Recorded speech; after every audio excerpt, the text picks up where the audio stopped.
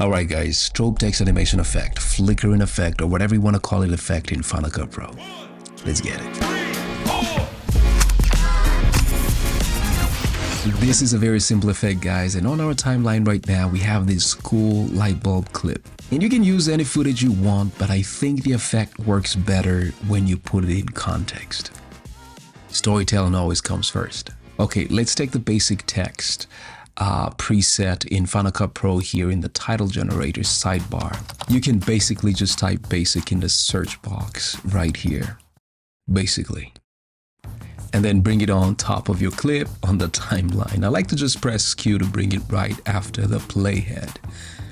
Let's go to the top right under text editor and type our text. I'm gonna write Flicker, very creative.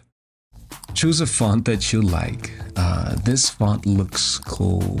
I'm gonna drop a download link in the description for this one. Okay, now the plan is to create multiple cuts and then delete every other frames. And we should get that strobe effect. Select a title.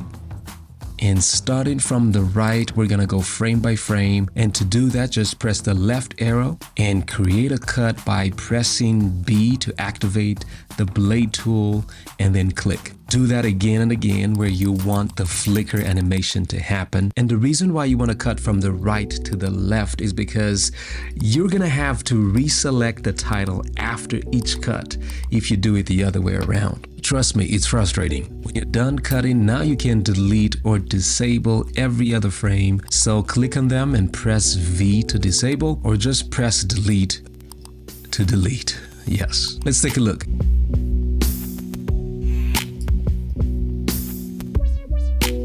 Nice.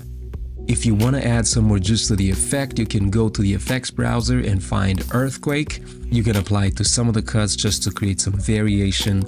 And you can keep on trying different things, maybe different colors or even different position or scale with some of the cuts.